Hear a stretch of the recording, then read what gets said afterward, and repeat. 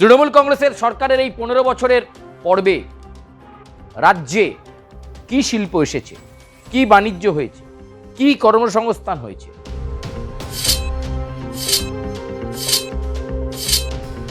বাংলার মানুষকে শিল্প আসবে, বাণিজ্য আসবে বলে সরকারি কোষাগার থেকে টাকা নষ্ট করা হয়েছে, খরচা করা হয়েছে 635 কোটি টাকা একটি ইভেন্ট ম্যানেজমেন্ট সংস্থাকে। এরও তদন্ত হবে।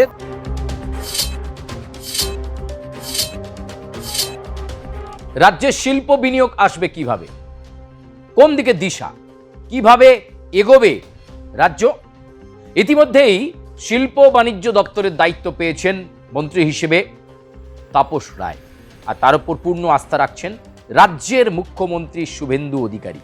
তিনি বলছেন রাজ্যে শিল্প বিনিয়োগ আসবে তার মতো করি, এবং অবশ্যই টাটা কোম্পানি যেমন এখানে বিনিয়োগ করবে, একই সঙ্গে আরও ইনভেস্টররা যোগাযোগ করছেন রাজ্যের মুখ্যমন্ত্রী শুভেন্দু অধিকারীর সঙ্গে। তবে এখনই সব কিছু বলার সময় আসেনি। আগে শিল্প বান্ধব পরিবেশ গড়ে তুলতে হবে, এই বার্তা যখন বর্তমান রাজ্য সরকার দিচ্ছে, একই সঙ্গে একটি চাঞ্চল্যকর তথ্য মনে করালেন শুভেন্দু অধিকারী।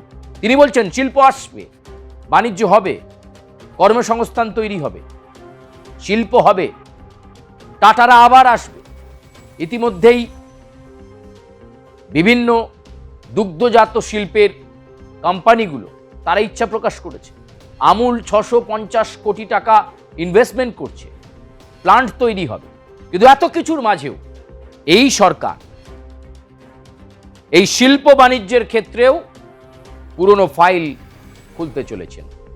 তৃণমূল কংগ্রেসের সরকারের এই 15 বছরের পর্বে রাজ্যে কি শিল্প এসেছে, কি বাণিজ্য হয়েছে, কি কর্মসংস্থান হয়েছে, কোথায় কত খাতে ব্যয় করেছিল সেই রাজ্য সরকার, তৃণমূল কংগ্রেসের পরিচালিত রাজ্য সরকার, তার সমস্ত রকম ইনভেস্টিগেশন, তার সমস্ত রকম তদন্ত বর্তমান এই সরকার করাবে বলে দাবি করলেন মুখ্যমন্ত্রী শুভেন্দু অধিকারী। সেই সঙ্গে একটি চাঞ্চল্যকর তথ্য তিনি তুলে ধরলেন। সেই চাঞ্চল্যকর তথ্য বলার জন্যই আজকের এই প্রতিবেদন।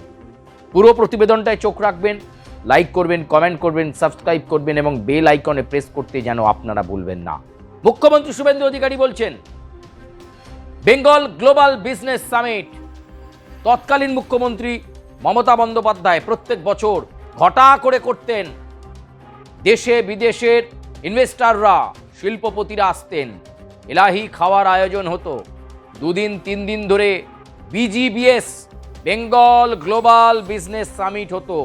কিন্তু সেই বেঙ্গল গ্লোবাল বিজনেস সামিটগুলো থেকে এই রাজ্য, এই পশ্চিমবঙ্গ কি পেয়েছে প্রশ্ন তুলছেন মুখ্যমন্ত্রী শুভেন্দু অধিকারী। শুধু এখানেই শেষ নয়, তিনি বলছেন এই BGBS পরিচালনার জন্য একটি ইভেন্ট সংস্থাকে 650 কোটি টাকা দেওয়া হয়েছিল।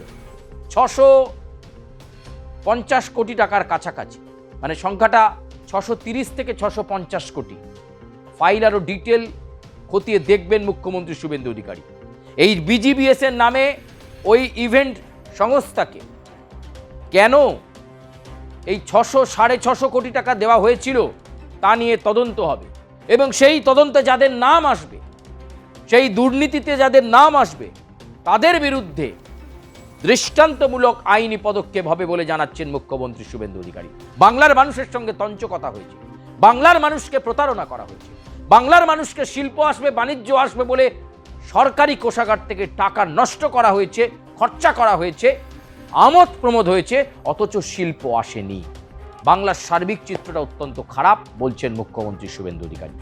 তিনি বলছেন BGBS এ কিভাবে একটা ইভেন্ট সংস্থাকে এত কোটি কোটি কোটি টাকা দেওয়া হলো তার তদন্ত করা দরকার, কাউকে ছাড়বো না বললেন মুখ্যমন্ত্রী শুভেন্দু অধিকারী। শুনুন। আমার কাছে লিস্ট রয়েছে।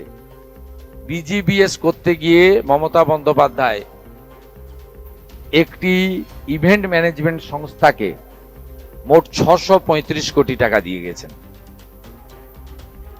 635 কোটি টাকা একটি ইভেন্ট ম্যানেজমেন্ট সংস্থাকে। এরও তদন্ত হবে। তদন্ত শুধু নয়, মামলা আমরা করব এবং প্রয়োজন হলে মানি লন্ডারিং যারা ইনভেস্টিগেট করে তাকেই হ্যান্ড ওভার করবো।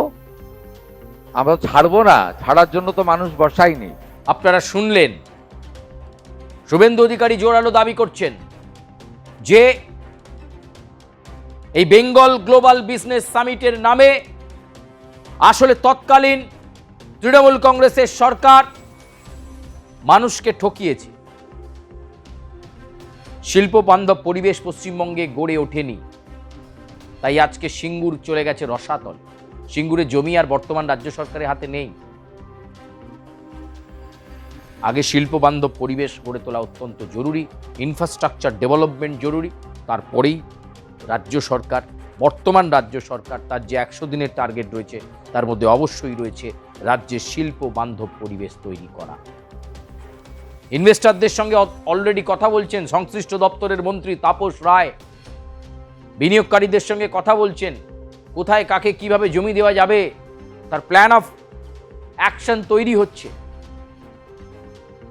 তাই মুখ্যমন্ত্রী শুভেন্দু অধিকারী বলছেন একদিকে যেমন রাজ্যে শিল্প বাণিজ্য আসবে, কর্মসংস্থানের জোয়ার বয়ে যাবে, আর অন্যদিকে চলবে তৃণমূল আমলের দুর্নীতির তদন্ত। সেই পুরনো সমস্ত ফাইল খুলতে বলা হয়েছে। শিল্প দপ্তরের সেই পুরনো ফাইলগুলো খুলে খুলে ইনভেস্টিগেশন হবে, তদন্ত হবে। শুধুমাত্র বিজিবিএস এই আর্থিক দুর্নীতি নয়, এছাড়াও বিভিন্ন ক্ষেত্রে শিল্পক্ষেত্রে দুর্নীতি হয়েছে বলে দাবি করছেন শুভেন্দু অধিকারী।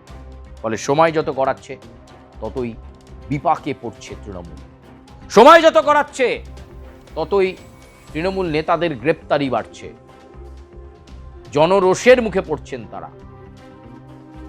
এমন একটা অবস্থায় দাঁড়িয়ে রাজ্যের মুখ্যমন্ত্রী শুভেন্দু অধিকারী বলছেন এই যে সরকার তৈরি হয়েছে তার একটাই লক্ষ্য, সুশাসন দেওয়া। সেই সুশাসন দেওয়ার লক্ষ্যেই এই সরকার কাজ করবে, শুধু সময় দিন। ডাবল ইঞ্জিনের সরকারের ভালো এফেক্ট অলরেডি পশ্চিমবঙ্গ পেতে শুরু করেছে এবং আগামীতেও এই ডাবল ইঞ্জিনের সরকার, অর্থাৎ একটি কেন্দ্রে বিজেপি, এই রাজ্যে বিজেপি, এই যে ডাবল ইঞ্জিনের বিজেপি সরকার, তার ভালো সুফল এই পশ্চিমবাংলাও পাবে। শুধুমাত্র তার জন্য একটু সময় দিতে হবে। ঠিকঠাক সময় পর্যায় অনুযায়ী এগোচ্ছে এই পশ্চিমবঙ্গ, এই বাংলা।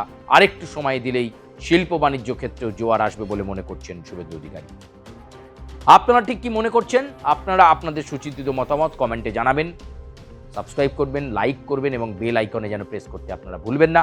আপাতত এই প্রতিবেদন থেকে বিদায় নিচ্ছি, তবে আপনাদের সঙ্গে নতুন কোনো প্রতিবেদন নিয়ে আবার দেখা হচ্ছে খুব দ্রুত দাদা দিদির রাজনীতির এই প্ল্যাটফর্মে। আজকের মতো দাদা দিদির রাজনীতির প্ল্যাটফর্মে আমাদের প্রতিবেদন এ পর্যন্ত।